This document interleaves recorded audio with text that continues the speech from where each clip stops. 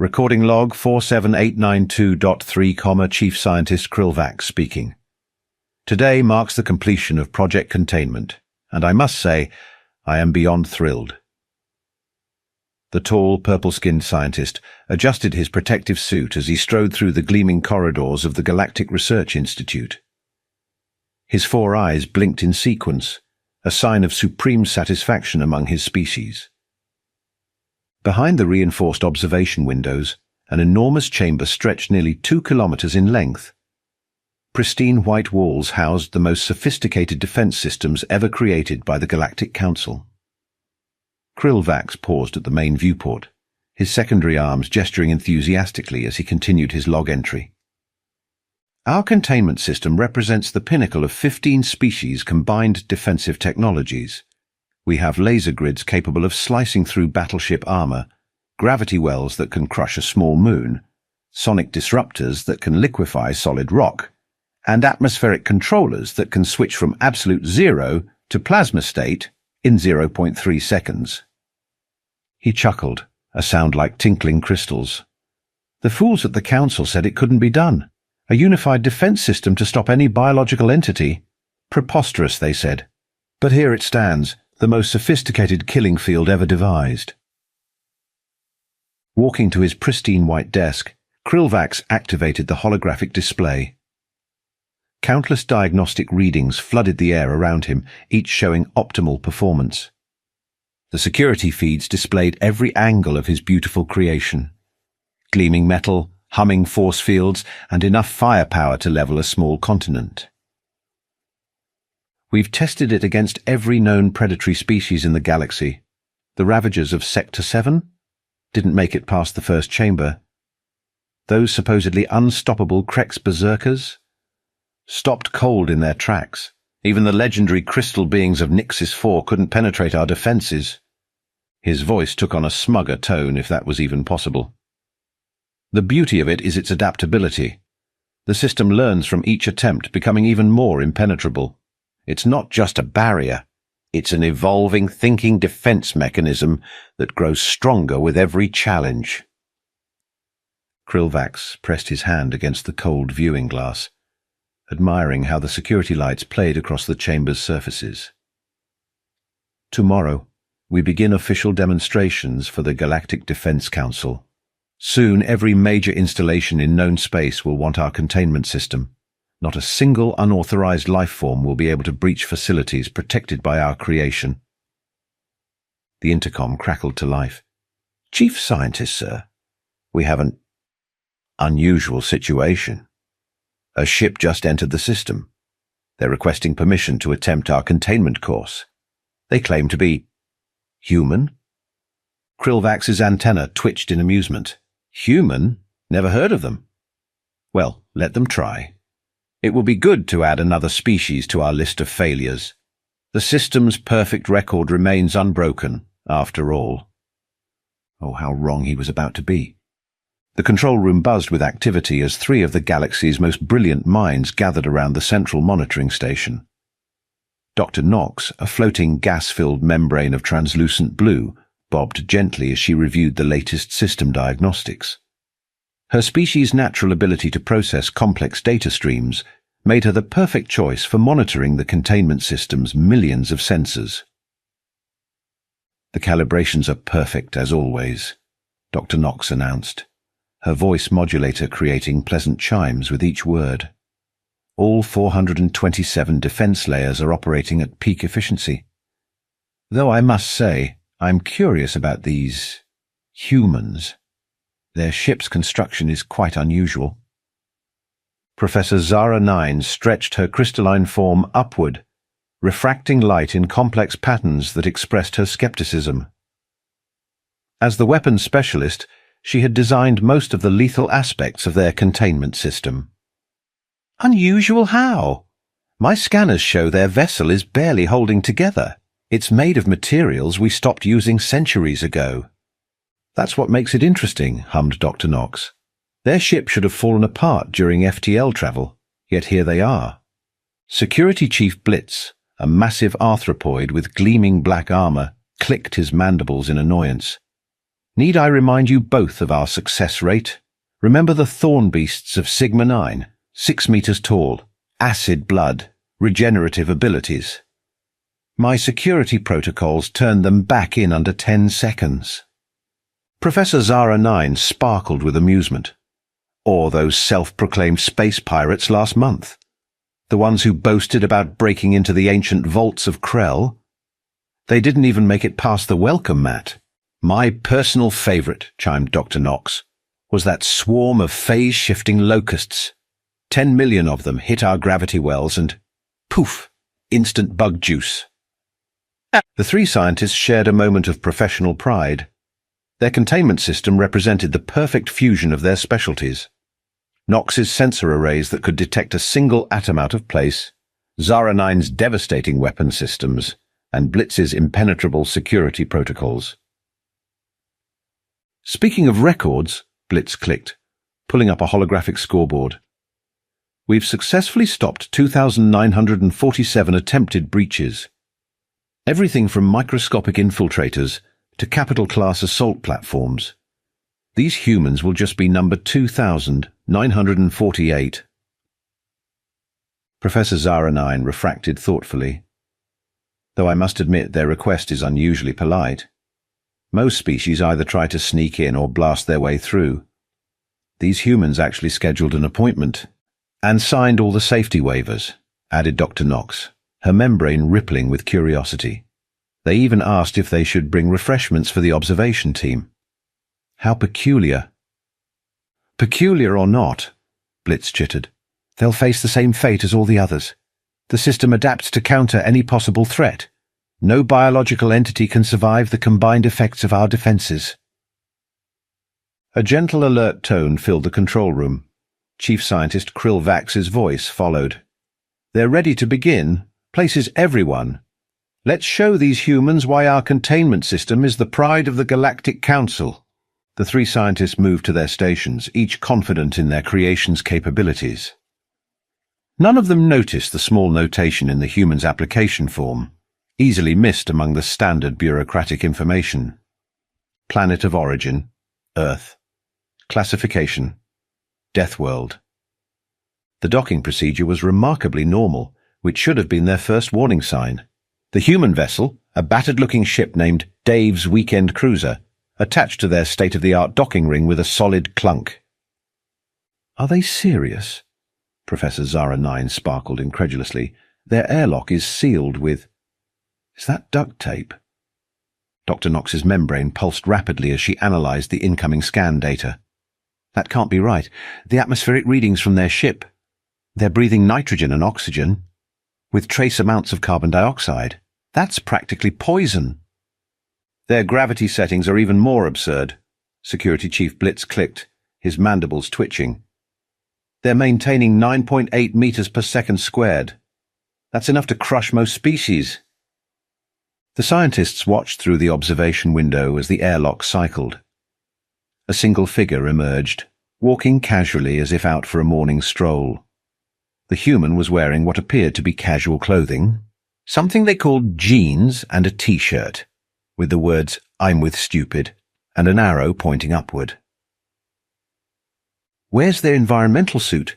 Krillvax demanded, all four eyes widening in shock.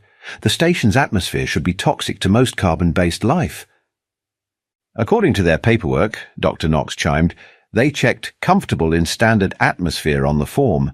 I assumed it was a translation error. The human approached the reception area, smiling and waving. The universal translator kicked in as they spoke. Hi there, I'm Dave.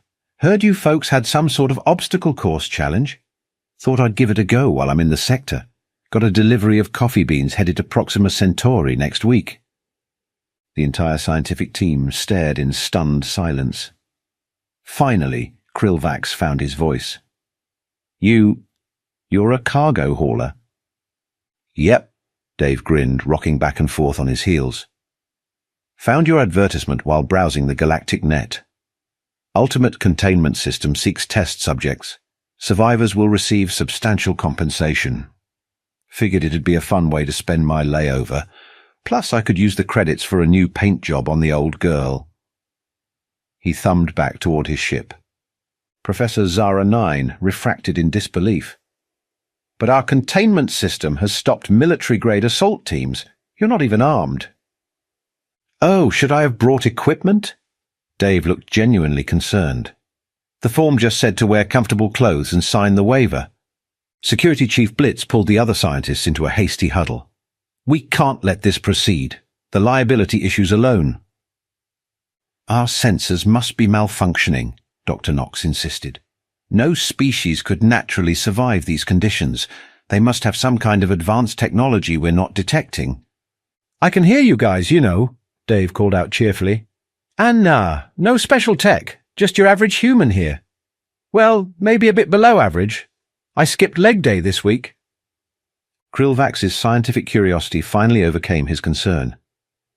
You understand this course was designed to be lethal. We have warnings in 47 languages. 48 now, Dave beamed. I added the human translation to your form.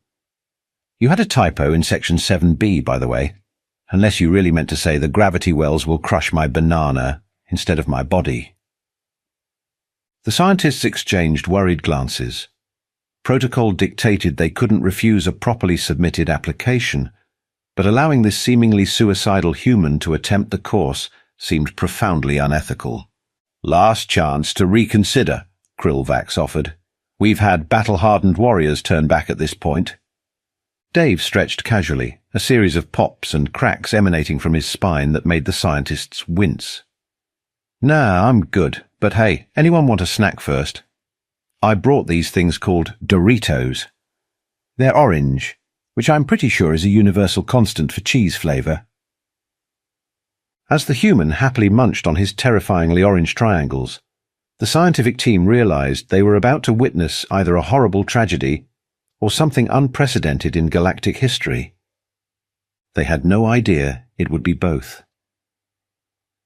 Dave stood at the entrance of the containment system, finishing his last Dorito with a loud crunch that made Security Chief Blitz's antennae twitch.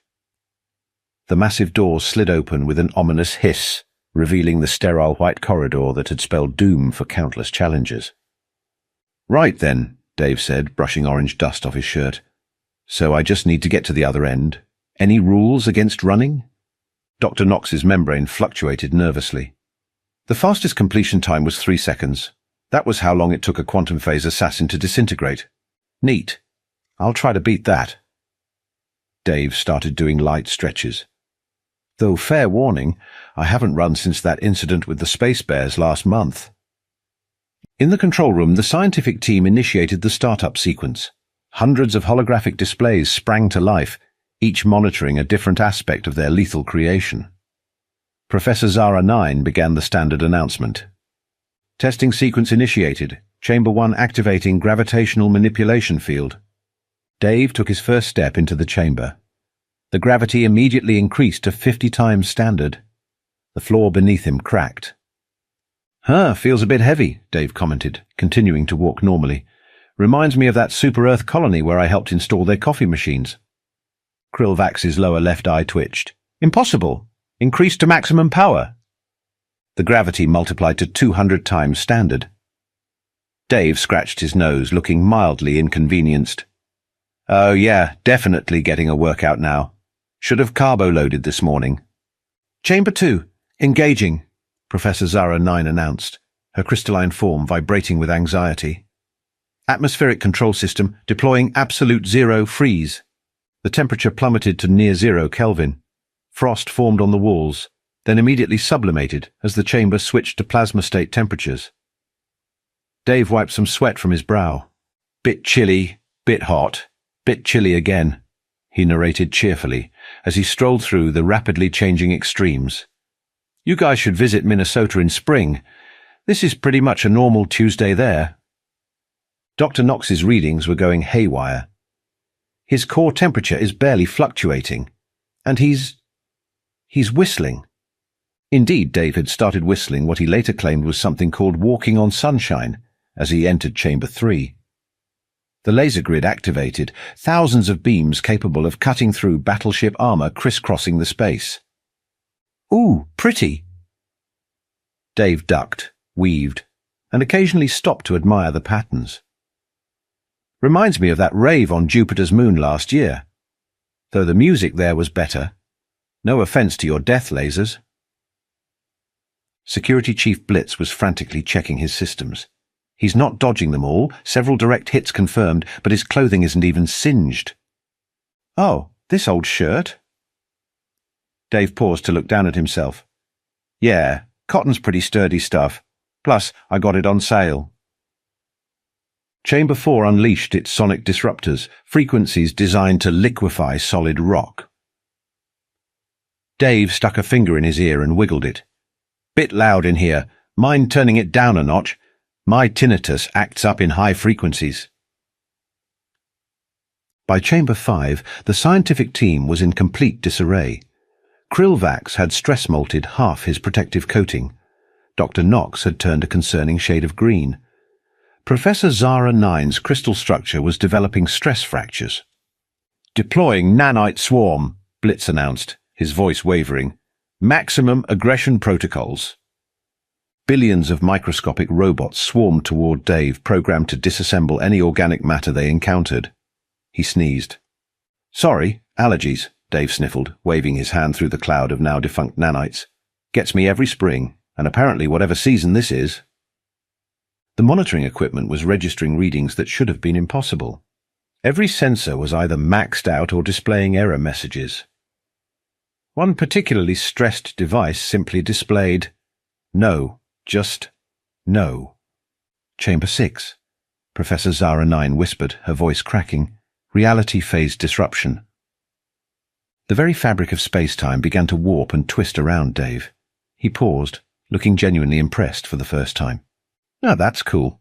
The colors are amazing. Kind of like that time I accidentally drank that quantum physicist's coffee during the space-time symposium. He pulled out his phone. Mind if I take a selfie? My mum loves this kind of stuff. The reality warping field, designed to tear atoms apart at a quantum level, served as perfect mood lighting for Dave's photo. He even added a filter. As he approached the final chamber, the scientific team could only watch in horror and fascination. Their perfect containment system, the pinnacle of galactic defensive technology, had been reduced to an amusing walk in the park for this Deathworlder. And Dave? He was just hoping they had more Doritos in the break room. What do you mean the quantum field is yielding? Krillvax's voice had risen several octaves as he stared at the rapidly deteriorating situation displays. That's not even physically possible. Dave had entered Chamber 7, whistling what he called "Another One Bites the Dust," while the most sophisticated defensive systems in the galaxy suffered collective nervous breakdowns around him. Deploying emergency containment measures, Dr. Knox's membrane was practically tied in knots. Activating the antimatter pulse generators. Brilliant flashes of light erupted around Dave as matter and antimatter collided. He paused to watch the light show, occasionally making appreciative ooh and ah sounds. You know, Dave called out, this reminds me of my sister's wedding. She hired this DJ who did amazing light effects, though the bass was better there. Could you maybe add some music to this? Professor Zara 9's crystalline form was developing hairline fractures from stress. The antimatter he's not. How is he still solid? Hang on, Dave stopped walking and patted his pockets. Did anyone hear a sizzling sound? I think I had a candy bar in here somewhere. Oh, wait, found it. He pulled out a partially melted chocolate bar. Bit squished, but still good. Anyone want some? Security Chief Blitz's mandibles were clicking so rapidly they sounded like a malfunctioning keyboard. Activating the time dilation field. Let's see him walk through locally accelerated time. The air around Dave shimmered as temporal forces warped and twisted. For a moment, everything seemed to work. Then, is this supposed to make me feel jet-lagged? Dave yawned, stretching his arms. Because I've had worse after that red-eye flight from Alpha Centauri. Their coffee is terrible, by the way. The control room erupted into chaos. Warning lights flashed across every console. Alarms blared in 17 different frequencies. One monitor simply displayed a small white flag. "The primary containment grid is overloading." Dr. Knox's voice modulator was glitching with panic. "The system's trying to adapt to his biology, but nothing makes sense. His cellular structure should have collapsed 12 different ways by now." Dave had stopped to tie his shoelace, completely ignoring the space-time anomalies swirling around him. "You guys have a great setup here. Really gets the blood pumping. Though you might want to check your ventilation system. It's a bit stuffy." "Stuffy?" Krillvax screamed. "We've removed all the air from that section." "Huh." Dave stood up, brushing off his knees. "That explains why my ears popped. Thought it was just the altitude." Professor Zara 9 frantically engaged the backup systems. "Releasing the experimental phase shift predators.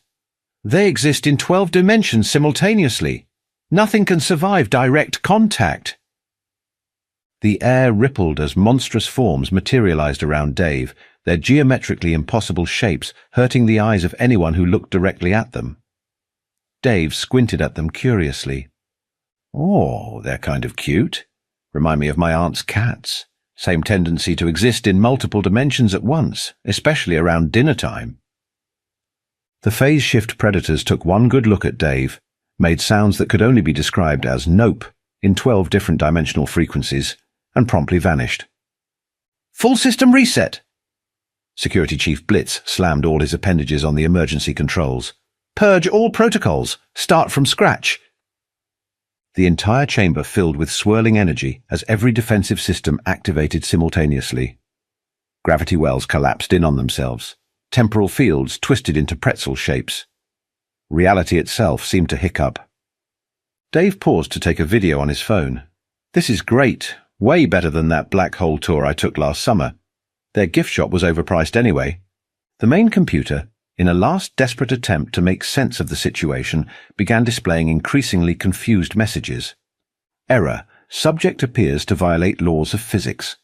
Warning. Reality compliance failure. Notice. Please explain. Help. I quit." The backup computer took one look at the readings, displayed "I'm with stupid" with an arrow pointing at the main computer, and shut itself down. Dr. Knox's membrane had turned completely transparent from shock. He's almost at the end.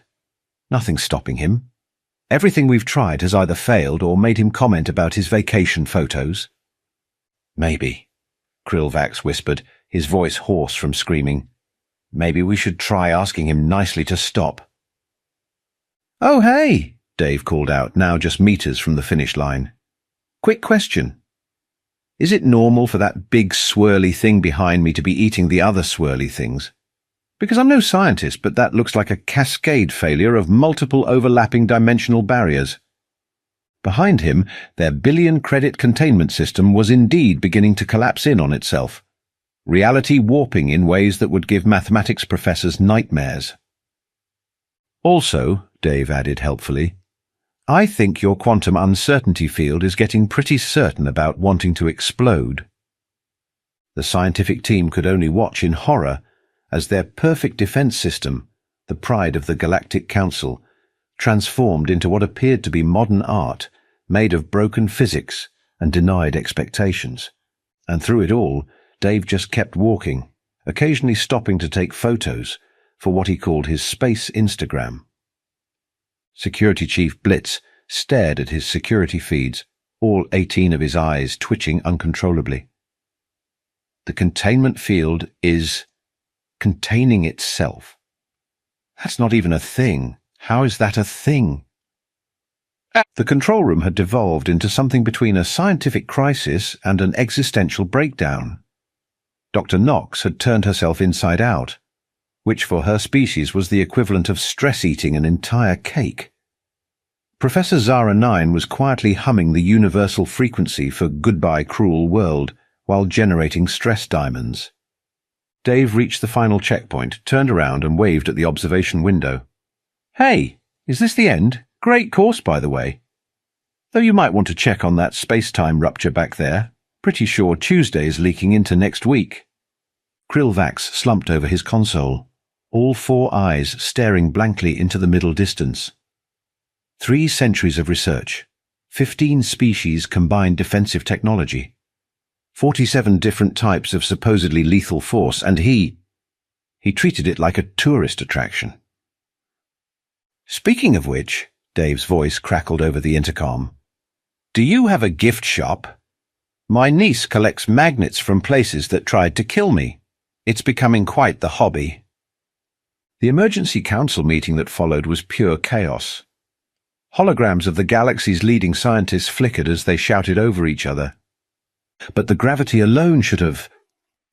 The phase shift predators never run. They're physically incapable of... Did he really ask about a gift shop? Why was he whistling? Meanwhile, in the control room, the defensive systems were having what could only be described as a mechanical nervous breakdown. The main computer had started writing poetry about the futility of existence.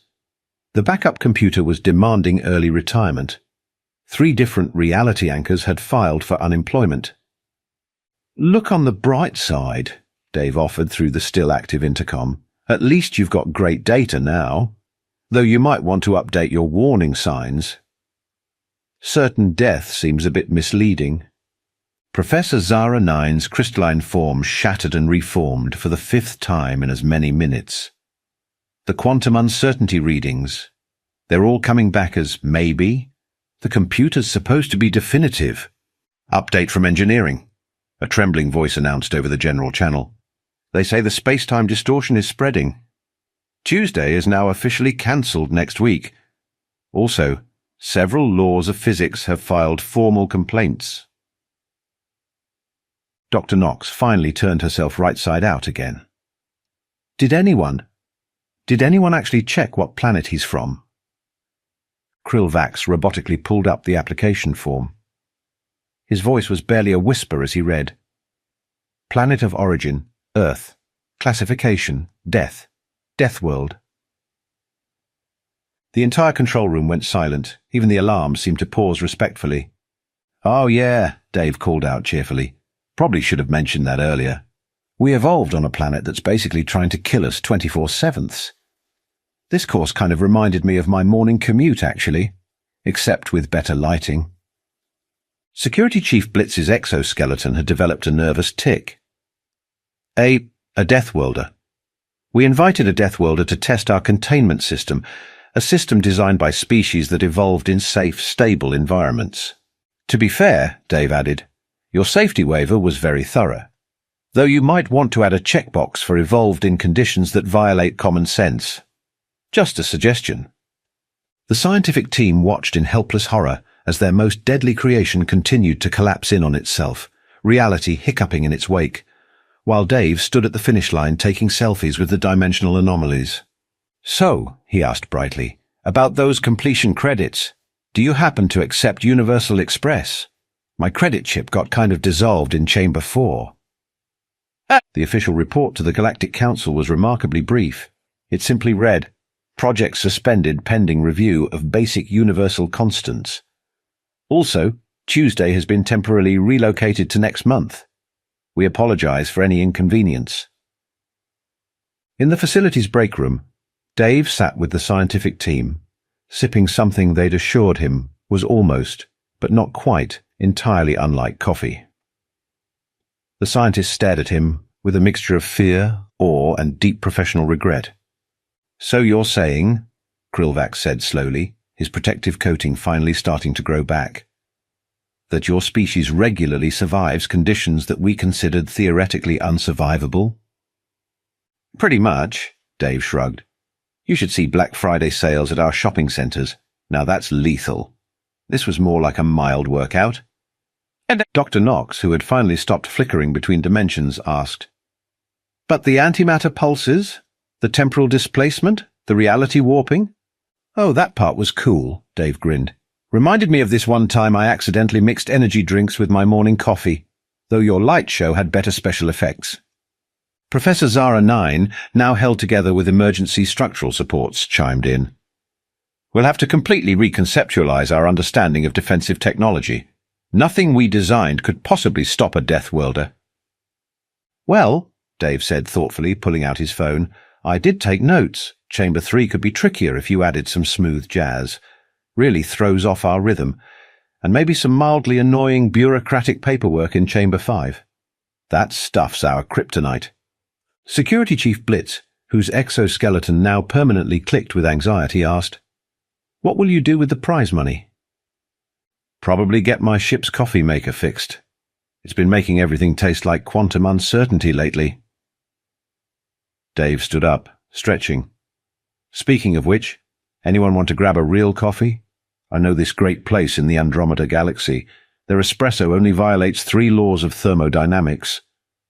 As Dave left, whistling what he claimed was staying alive, the scientific team began updating their resumes. Krillvax was considering a career in something less stressful, like black hole containment. Dr. Knox had already applied to study something more predictable, like chaos theory. A week later, they received a package from Earth. Inside was a coffee mug with the words, "I survived the galaxy's deadliest containment system, and all I got was this lousy temporal displacement." The mug existed in 3 different timelines simultaneously, and the coffee inside never got cold.